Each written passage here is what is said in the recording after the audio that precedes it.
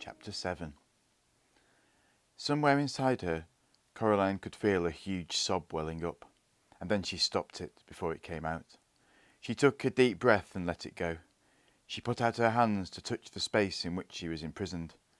It was the size of a broom cupboard, tall enough to stand in or to sit in, not wide or deep enough to lie down in. One wall was glass, and it felt cold to the touch.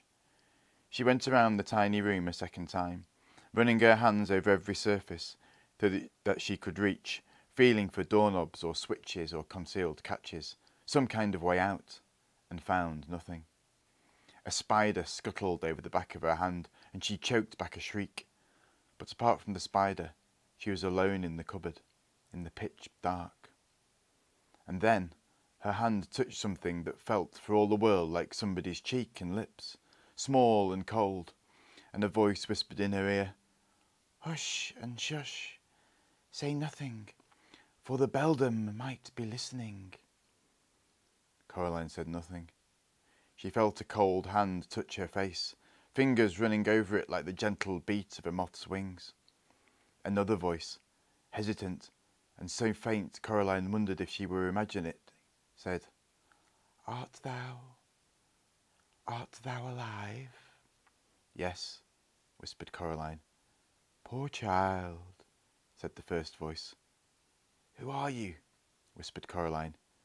"Names, names, names," said another voice, all far away and lost. "The names are the first thing to go, after the breath has gone and the beating of the heart. We keep our memories longer than our names.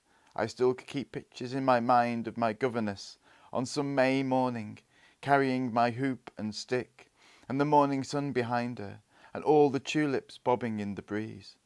But I have forgotten the name of my governess, and of the tulips too." "I don't think tulips have names," said Coraline. "They're just tulips."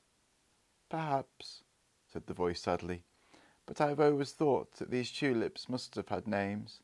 They were red and orange and red and orange and yellow, like the embers in the nursery fire of a winter's evening. I remember them."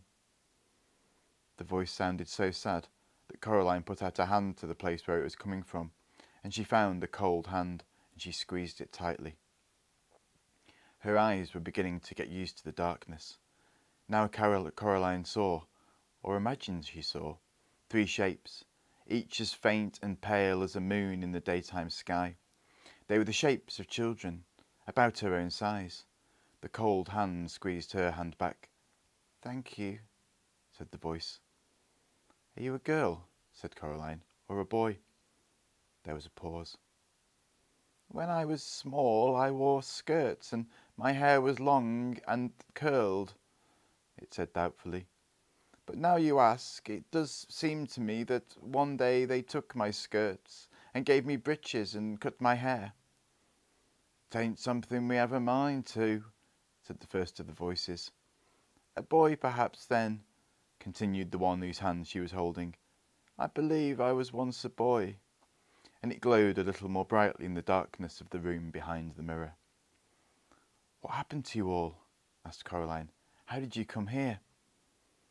"She left us here," said one of the voices. "She stole our hearts, and she stole our souls, and she took our lives away, and she left us here, and she forgot about us, here in the dark." "You poor thing," said Coraline. "How long have you been here?" "So very long a time," said a voice. "Aye, time beyond reckoning," said another voice. "I walked through the scullery door," said the voice of the one that thought it might be a boy, "and I found myself back in the parlour, but she was waiting for me. She told me she was my other mamma. I never saw my true mamma again." "Flee," said the first of the voices, another girl, Coraline fancied. "Flee while there's still air in your lungs and blood in your veins and warmth in your heart. Flee while you still have your mind and soul." "I'm not running away," said Coraline. "She has my parents. I came to get them back." "Ah, but she'll keep you here while the days turn to dust and the leaves fall and the years pass one after the next like the ticking of a clock." "No," said Coraline. She won't. There was silence then in the room behind the mirror. Peradventure, said a voice in the darkness, if you could win your mamma and your papa back from the beldam, you could also free our souls. Has she taken them? Asked Coraline, shocked. Aye, and hidden them. That is why we could not leave here when we died. She kept us, and she fed on us, and now we're nothing left of ourselves, only snake skins and spider husks. Find our secret hearts, young mistress. And what will happen to you if I do? Asked Coraline. The voices said nothing. And what is she going to do to me? She said. The pale figures pulsed faintly. She could imagine that they were nothing more than after-images, like the glow left by a bright light in your eyes after the lights go out. It doth not hurt, whispered one faint voice.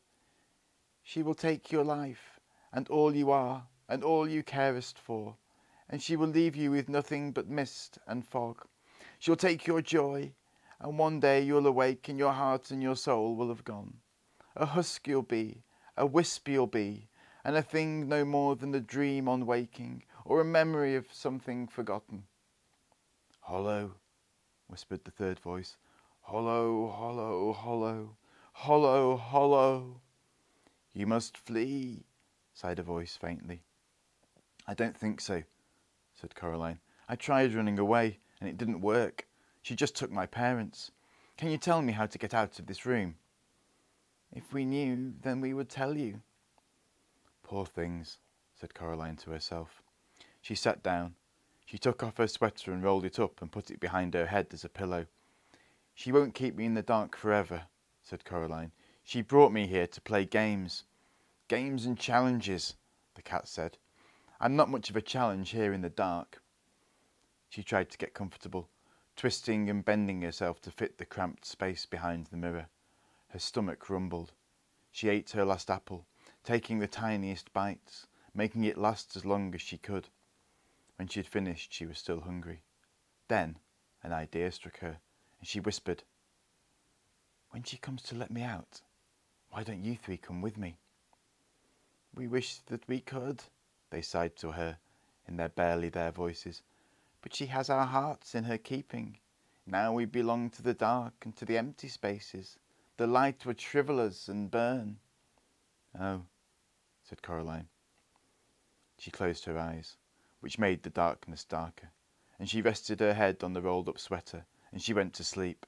And as she fell asleep, she thought she felt a ghost kiss her cheek tenderly, and a small voice whisper into her ear, a voice so faint it was barely there at all, a gentle, wispy nothing of a voice, so hushed that Coraline could almost believe she was imagining it. Look through the stone, it said to her, and then she slept.